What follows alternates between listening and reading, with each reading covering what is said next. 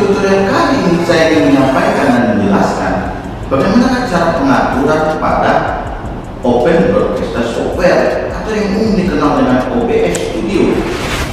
Tentunya kawan-kawan yang sudah malam melintang dalam hal live, baik di YouTube, Facebook, Instagram, dan media sosial lainnya, tentu sudah paham dalam penggunaan OBS Studio. Hadirnya aplikasi OBS Studio memberi kemudahan bagi kawan-kawan yang gemar atau penting dalam melakukan live, baik itu dalam kegiatan apa saja, tentu sangat bermanfaat bagi kita semua. Dan pada kesempatan kali ini saya ingin menjelaskan dan memaparkan pengaturan yang wajib diketahui bagi kawan-kawan yang akan memulai live stream dengan memakai aplikasi Open Broadcaster Software atau OBS Studio yang umum dikenal. Simak video ini dan jangan lupa dukungan like, comment, and subscribe. Oke?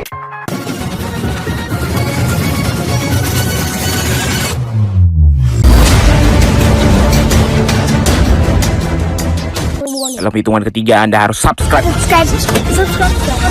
Subscribe channel 123. Subscribe aja di bawah guys. Jangan lupa. Thank you so much. I love you.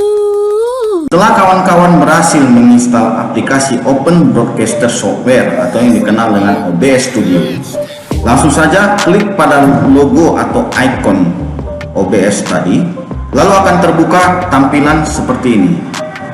Seperti pada laptop, PC kawan-kawan, ini berarti sudah berjalan secara normal. Kemudian perhatikan pada sudut sebelah kiri bawah terdapat scans. Scans merupakan kepala yang menjadi bagian dalam dasar peletakan live stream kawan-kawan tersebut. Pada sudut sebelah kiri dari scans tersebut terdapat tanda plus dan tanda minus. Tanda plus digunakan apabila ingin menambahkan judul kepala scan tersebut. Tanda minus apabila ingin menghapusnya. Contoh, di sini saya akan membuat judulnya menjadi tutorial. Oke, saya pilih oke. Kemudian saya tambahkan lagi dengan nama live gaming. Oke, seperti ini. Kemudian apabila kawan-kawan ingin menghapusnya, pilih salah satu scan yang ingin dihapus, lalu pilih minus. Oke, maka dia akan terhapus. Atau bisa juga dengan memilih salah satu scans lalu tekan tombol delete. Yes, maka secara otomatis akan terhapus. Selanjutnya di sebelah scans terdapat source. Source merupakan asal atau sumber media yang ingin kita gunakan sebagai live stream. Pada pilihan di bawah sama seperti pada scans tadi, terdapat tanda plus dan tanda minus. Tanda plus apabila ingin menambahkan dan tanda minus apabila ingin menghapus. Lalu saya pilih tanda plus. Maka akan terdapat pilihan sebanyak 14. Pada pilihan pertama, audio input capture. Audio input capture apabila kita ingin mengambil suara dari yang sudah tersambung pada laptop atau PC kawan-kawan, maka dia akan mengambil suara dari yang tersambung pada sistem OBS tersebut, baik itu mic dan sebagainya. Kemudian pada pilihan kedua adalah audio output capture. Maka secara otomatis audio output capture akan mengambil suara yang berasal dari sumber luar dari laptop, PC kawan-kawan.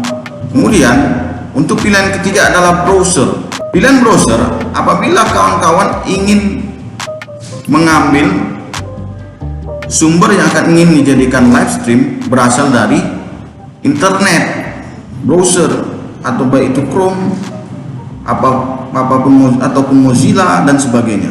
Pilihan keempat adalah color source. Pada pilihan color source ini apabila kita ingin mengambil sumber warna seperti ini pilihannya, misalnya kita pilih KL. Oke, tampilan seperti ini. Jadi kita dapat mengatur warnanya, warna dari live stream itu, dinding wallnya seperti ini. Kita pilih misalnya warna ini. Oke, maka pada layar background tersebut warnanya seperti ini. Inilah guna dari color source. Kita hapus color source nya, pilih ini, lalu pilih minus. Oke, kemudian untuk pilihan kelima adalah display capture. Display capture apabila kita ingin mengambil gambar ataupun suara dari layar laptop atau PC kawan-kawan. Apabila kawan-kawan menggunakan komputer atau PC tapi bukan laptop ya, maka yang terambil hanya suaranya. Tapi apabila kawan menggunakan laptop, maka akan terambil dari suara maupun gambarnya. Seperti ini, misalnya saya pilih gaming. Oke, maka dia akan secara otomatis mengambil seluruh tampilan video gaming tersebut, baik itu gambar maupun suaranya. Kemudian pada pilihan game capture ini dimaksud apabila kita hanya ingin mengambil permainan yang sedang dimainkan. Jadi misalnya gini, pada layar laptop kawan-kawan seperti ini tampilannya di desktop. Ini kan belum mulai permainannya. Ketika game dibuka kan mungkin tampilan seperti ini. Maka dia hanya mengambil tampilan dari game yang dimainkan tadi. Sementara layar desktop atau PC tadi tidak akan terambil gitu. Jadi sama seperti yang sebelumnya tadi, tampilan sama. Sini kawan-kawan bisa melihat untuk pilihan SLI Crossfire Capture Mode untuk mode lambat ini. Oke, ini pilihan mode lambat. Kemudian ini for scaling untuk pilihan full untuk perekamnya. Jadi ini merupakan skala tinggi. Kemudian untuk resolusinya ini tidak ada, sesuai dengan pengaturan dari PC atau laptop kawan-kawan. Kemudian untuk allow transparansi ini diizinkan untuk transparan, berarti ya, dia hanya merekam secara transparan. Kemudian untuk limit capture dia ini membatasi untuk pengambilan secara frame rate nya. Untuk yang pilihan ini udah otomatis, anti cheat otomatis. Untuk capture trip overlays success team, apabila kita bermain ini secara online, dia merekamnya secara online. Apabila ini kita pilihan kita bermain game secara online, maka kita pilih ini. Oke, lalu pilih oke. Kita hapus.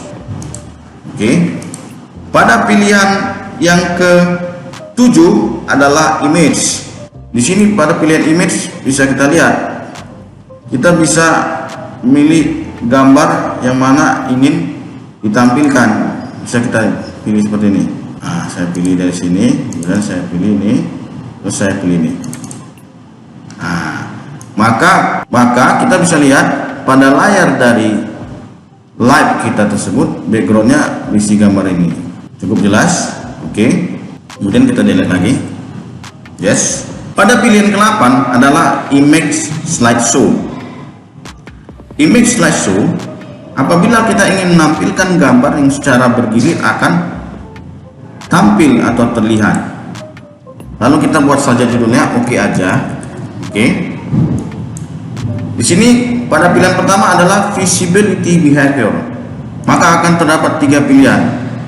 Pilihan pertama akan selalu berputar atau bergantian berputar dari setiap gambar ke gambar lainnya apabila tidak tampil. Kemudian pada pilihan kedua, berhenti ketika tidak tampil dan akan memulainya dari awal lagi. Untuk pilihan ketiga adalah berhenti sementara ketika tidak tampil, kemudian berputar kembali ketika tampil. Oke. Untuk slide mode ada secara otomatis, ada secara manual. Di sini sebaiknya kita menggunakan otomatis, sehingga memudahkan kita dalam memilih slide mode yang ingin ditentukan. Untuk transisi terdapat 4 pilihan.